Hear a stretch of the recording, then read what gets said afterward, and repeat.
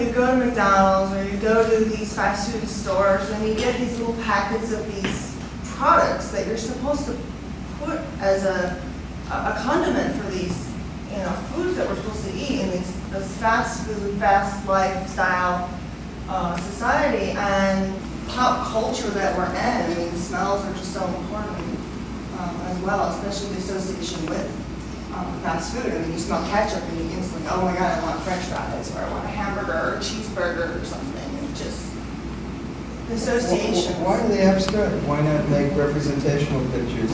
Why not make pictures of things or words? Or why use such these minimal abstract? I wanted to keep them minimal. I wanted to keep just the colors of the object, almost like the element of surprise, but also just the real simplicity. Really, like maybe this is just a giant close-up of that drop of ketchup that you put on your hamburger. Art tends to dictate visually predominantly, and then if something else even moves, sound usually is the next step, stereotypically. And I like the fact that you've gone into another sense, besides touch or besides smell is something that I don't think a whole lot of artists, and I may be naive in saying that haven't focused on in part. And I like that you try to draw the viewer in on that stench, if you will. I mean, it's not attractive to me, the smell of it, but it's kind of awakening to realize. I appreciate that. But didn't this start as a critique? I mean, you were talking about our fast food world, and you get these little packets, and it sounded very much like it was going to be a critique. You might be walking down the street, and all of a sudden you might smell something to trigger it. Like you'll be walking here, and you'll smell this, and you'll think of something. It's like a smell is one of your senses for memory, and you'll draw these images in your head. The viewer smells your work and then goes outside in society, and what you're referencing as far as smell being one of the triggers or one of the most memorable triggers is for somebody to smell that hot dog and mustard and nacho cheese at a baseball game and think, wow, remember that show we went to at so-and-so where the paintings just filled the gallery with stench? Well, the smell and the memory. You don't know when or where it's going to happen. Like I walked down the street and all of a sudden you get this strange smell. You don't know where it came from. Do you believe what you're saying now? Are you being serious, or is this a Yes. No, I'm definitely serious.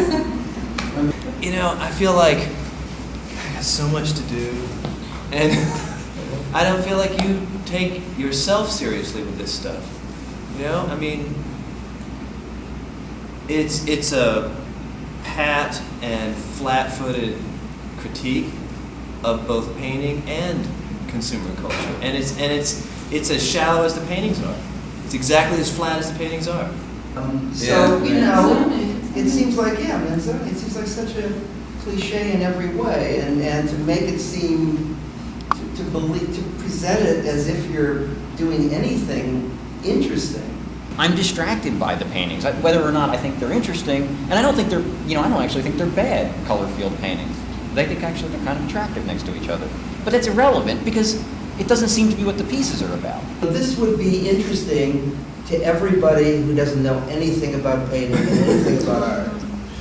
Even as an argument against consumerism, it would be interesting. What's wrong with ketchup and mustard? I mean, aside from the fact it's filled with sugar, and I think it's really stupid.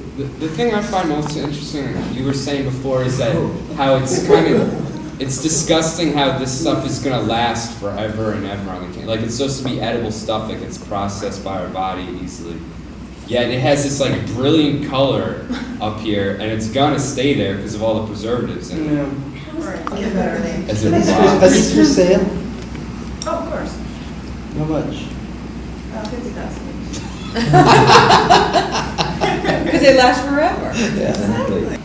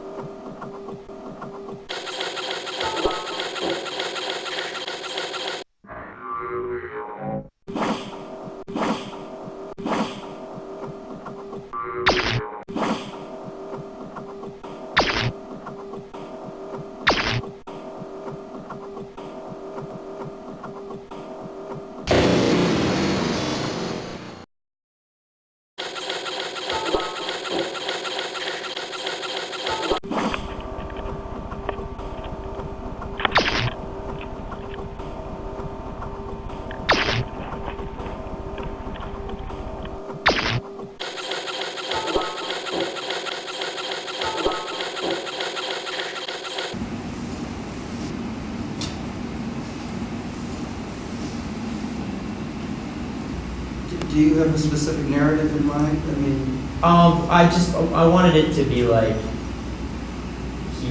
that the object needs to be plugged in, pretty much, and he forgets that it's not bound anymore, and it needs that to survive, and then it thinks, oh wait, they seem really profound, like American imperialism or something. It just seemed to me to suggest some out of control monster. Really. It's a little like having your wallet slipped out of your pocket. We have just possibly worked harder interpreting it than he has worked interpreting it. Why should he interpret it? That's not his job. That's not the artist's job to tell you what they've done. It's the artist's job to do something that's interesting. Yeah, I don't want to be told. I just want to know that He knows? Yeah. He might not know.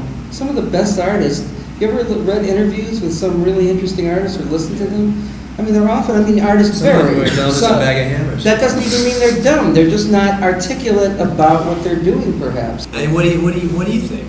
I know what I wanted to do, so I get it. I don't know if anybody else, gets the way that. Well, I think anybody else is going to read it and read it pretty closely because of. Mark read it closely. I read it differently, but closely. It encourages the viewer to interpret it. I am a great believer in non-narrative about the world. Really that creature was in that world, I felt completely convinced about it. Like almost breathing or sneezing Yeah. or jerking forward or things being in focus and out of focus. That was weird Point too. of view because, shots were like good. sometimes you could Yeah. see something and then sometimes you felt like it was the creature who was looking at something, Yeah. whatever it Right. was, the pieces that fell off, they were all out of focus. So it made its own kind of weird sense. I don't know. Well, what's interesting to me is that there's all this talk tonight about meaning, subject matter, and you get up there and you have no agenda, and yet for me, something happens that's so much more specific in some odd way and poignant. I just found it interesting and entertaining, imaginative. Something should be said for that kind of lack of intentionality in a time in the art world, especially in academia, where students are being asked to just endlessly justify what they're doing, and in the art world too, in a very stupid, I think, reductive way.